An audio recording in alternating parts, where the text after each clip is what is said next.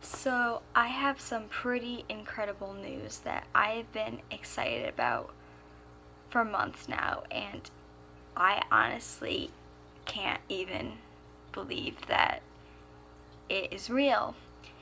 And the huge news is that I am getting a service dog for Lyme disease, for all the things that come with it, like autoimmune encephalitis, CIPD, which I'll leave a link for what that stands for because I can never say it right, and for seizures and mobility. And I'm actually getting a service dog, and I never thought in a million years that I would get a service dog because I was such an independent girl growing up, and this is completely different and completely new, but I couldn't be more excited and thrilled about this. There are multiple reasons why I'm getting a service dog, and a lot of it is because I really have no independence. I am 19 years old. I'm not in college because I'm too sick and at the doctor's all the time or in the hospital, and my cognition from Lyme disease and autoimmune encephalitis, I can't function to do anything schoolwork cognitively. I'm not independent. My mom has to be with me, or somebody has to be with me 100% of the time. And that's because I have seizures that come out of nowhere. And sometimes I can't get through them myself because I'm not able to talk, and things get worse or I'll go unconscious. So things will click so fast and change from me being all right to me being on the floor unable to move. So I can't be left alone. So I'm either, my mom is gonna go out, I have to go out with her, or she needs to be home, or she's going out, my dad needs to be home. There's no independence, there's no getting to do anything like that. The dog's gonna help me during seizures. One of the ways is by getting help. They're gonna be trained to go get somebody, or if I tell them not to because I'm able, it's not like if I don't need someone, they won't, but they will stay by me, and the longer I get to know the dog, they will probably sense before I know that I'm going to have a seizure. They will sense it, and that's just incredible. Another big thing with getting a service dog is mobility. I am known to be one day being able to do a cartwheel and skipping around, and then 20 minutes later I walking crooked and I walk into the wall. I have a dresser right by my bed. I know it's there, it's been there for years, and I walk into it every morning, straight into it, flat to my face, because I have terrible depth perception. And I took a test to see my perception, and my perception was this big out of a box that was normal to be this big.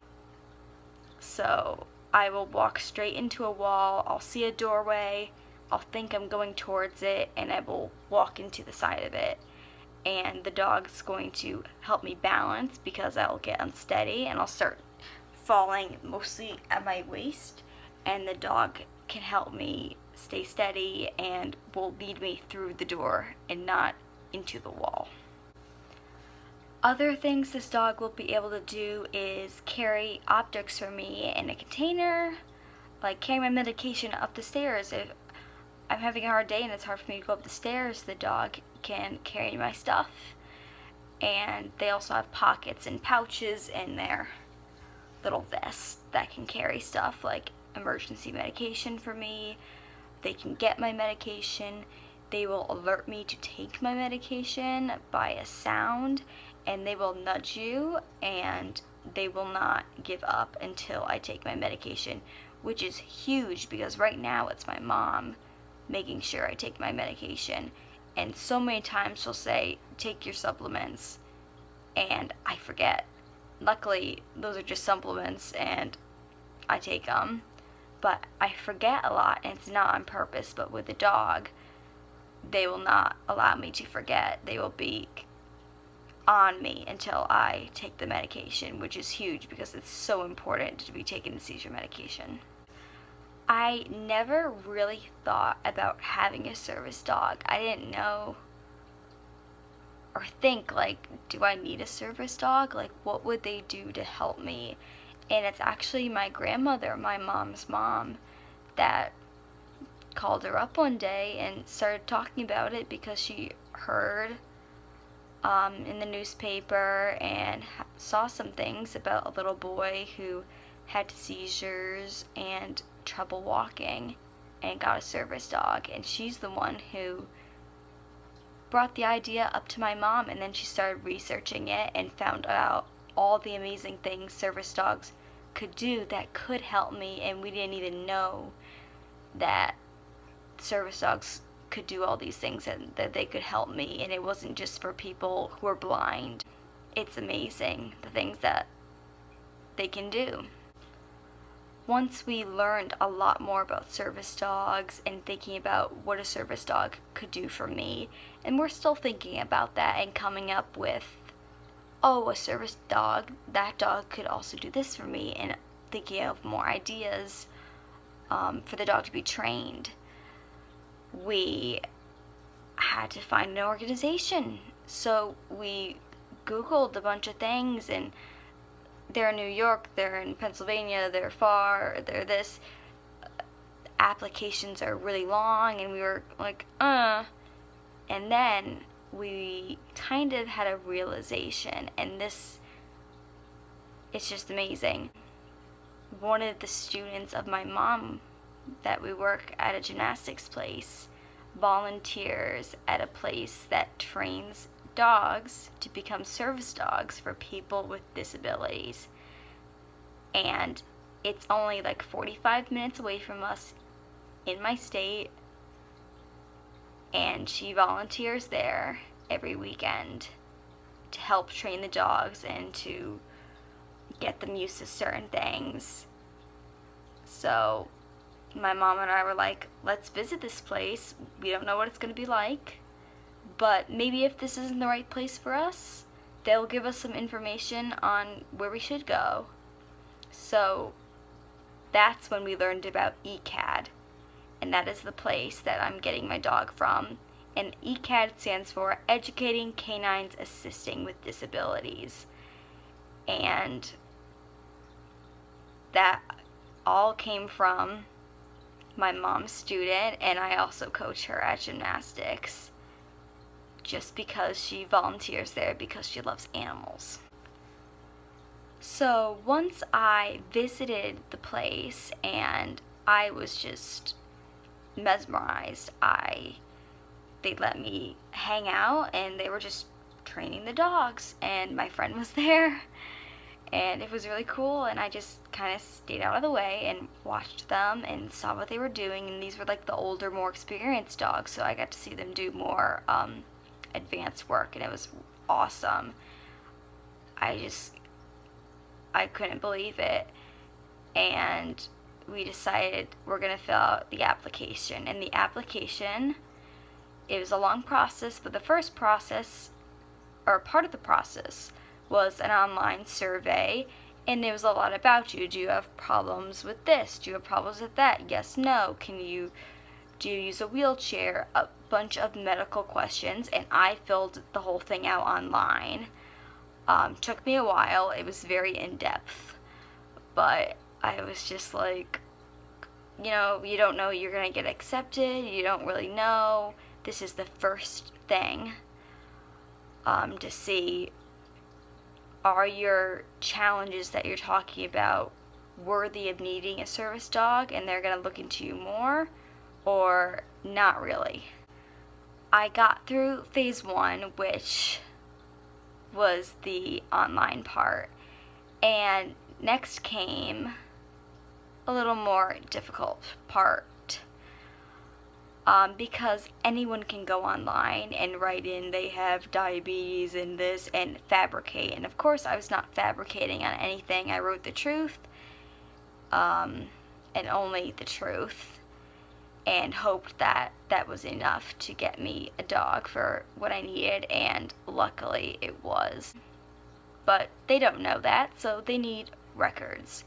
My doctor had to fill out pretty much the same sheet, or if not the same sheet that I did online, but it was on paper, and basically stating that everything that I said was true, and writing any extra details of things. So, and he wrote out multiple diagnoses that I had, and extra like doctor information that, you know, I don't know all the lingo and everything. So he had to fill out, my primary care doctor had to fill out a whole sheet. He had to actually write out a prescription for a service dog, and he literally, on a piece of paper, prescription paper, he goes, I've never prescribed a service dog. What do I write? Service dog? I'm like, I guess so. So that was his first time prescribing a service dog, and that's what he did. And another thing he had to do is I had to write an autobiography, and that was really hard for me, and talking about like the challenges I face and how a service dog would really help me, and about where I live. And I had to have 2 letters, recommendation letters, be written.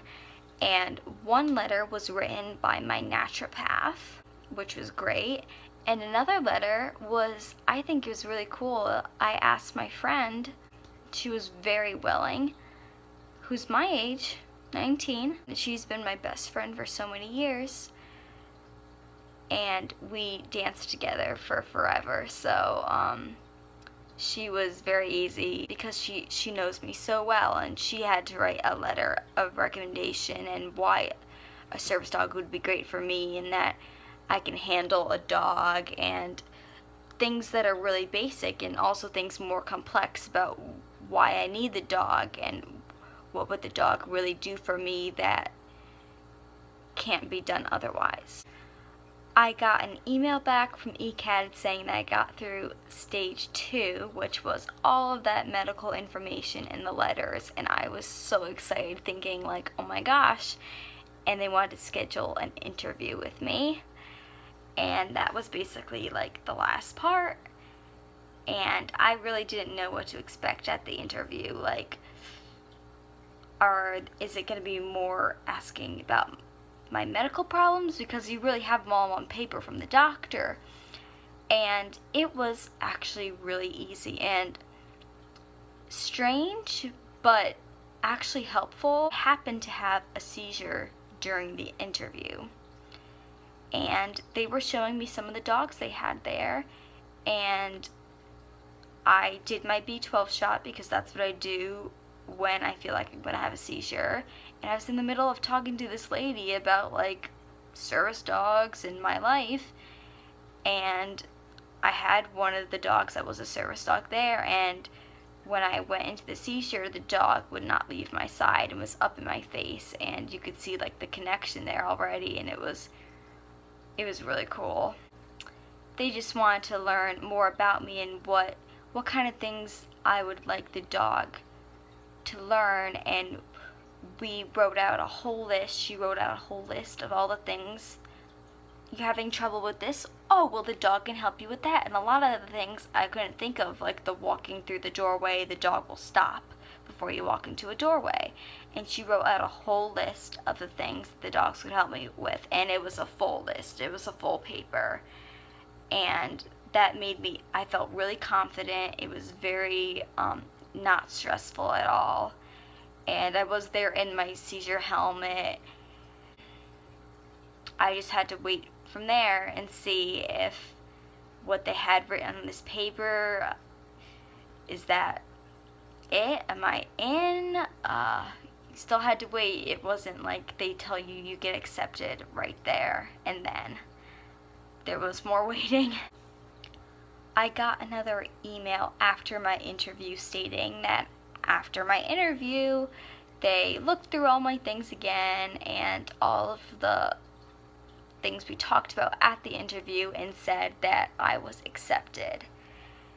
And not like the challenge didn't already start, because that was a lot of work, but the challenge also has yet to begun in a way,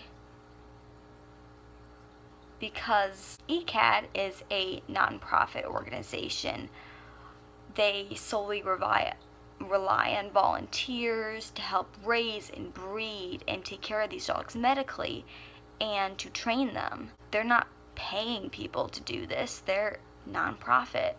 So these dogs are also not cheap.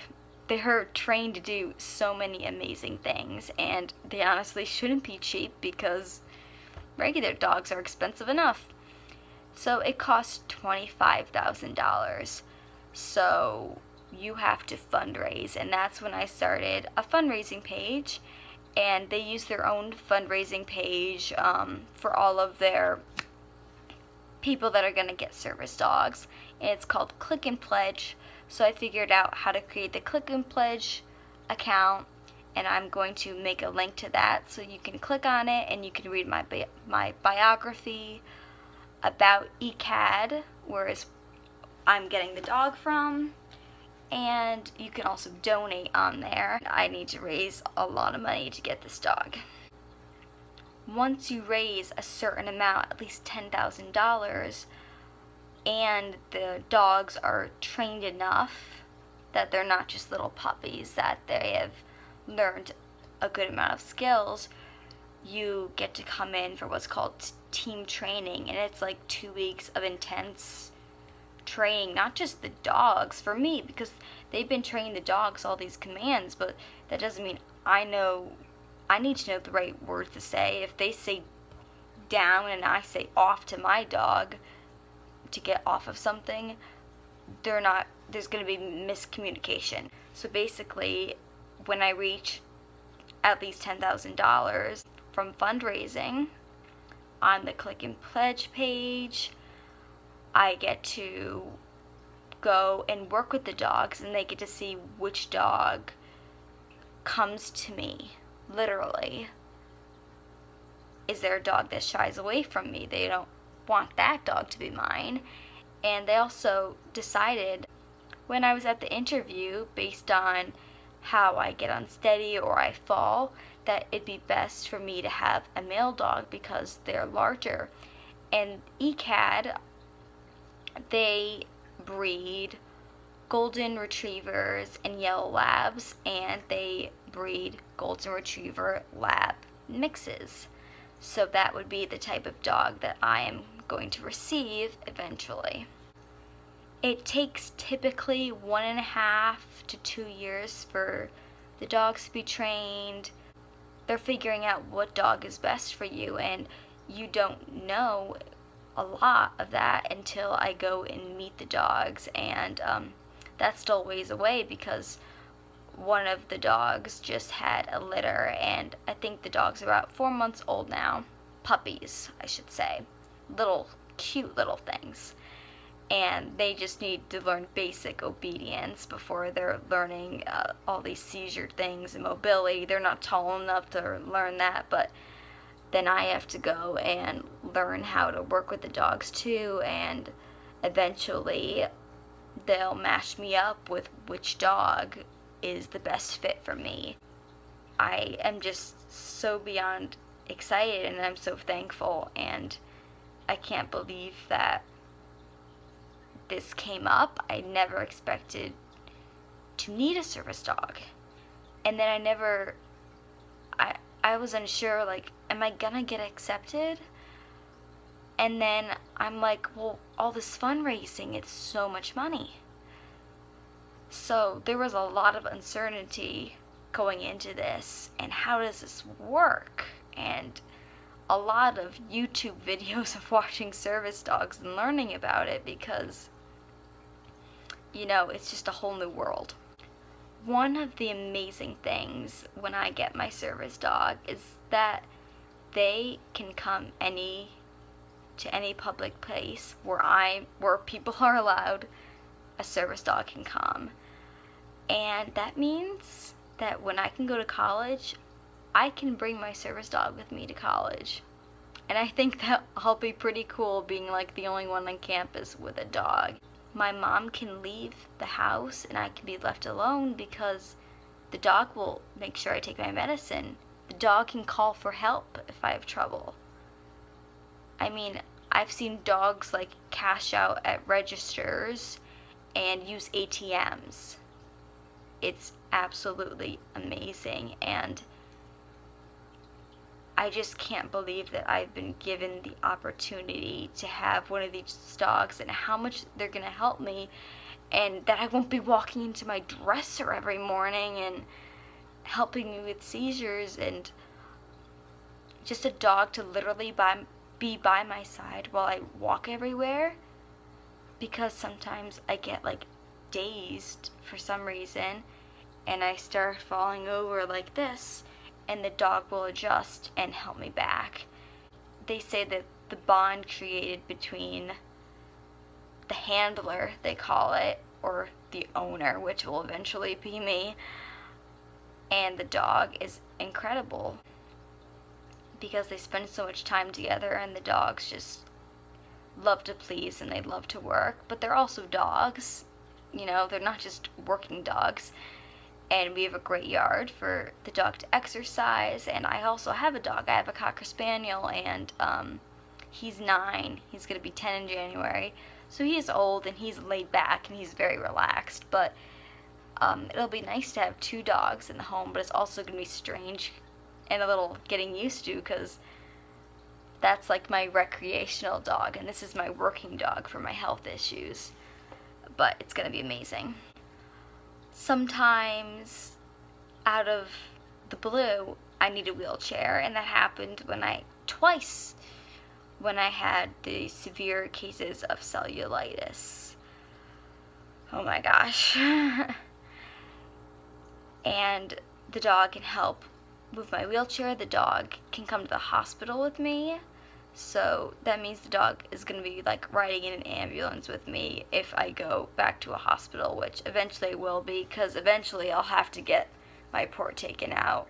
And by that time, because I'm going to have this in for a while, like meaning years, I will have the service dog by then. I'm hoping to have it in like a year, like maybe by next fall. Obviously not like this fall, because it's pretty much fall now, but that would be amazing. Depends how long it takes them to learn, and for me to raise the money, it's hard. It's a lot of money, and luckily there's been some really, really helpful people that have donated a lot of money to help me for this cause, and it's amazing, and I can't thank those people enough for supporting me to help me get this dog that'll really help me. That is huge news, and whenever I see a dog, I just think of the service dog, and I'm like, what is the dog going to be named? Like, they're going to have names, and the dog's going to sleep in my room in a bed, because, that in case I need the dog at night, I can tell the dog can go get my mom or anyone else, or if I'm in college, can go get someone. And right now I'm in the middle of fundraising, and I've raised a couple $1,000s, but I have to raise a lot more. I'm just hoping for the best, and I'm so thankful to be given this opportunity to be accepted into ECAD's wonderful program and to be eventually receiving one of their amazing dogs. I would appreciate anyone donating to this cause.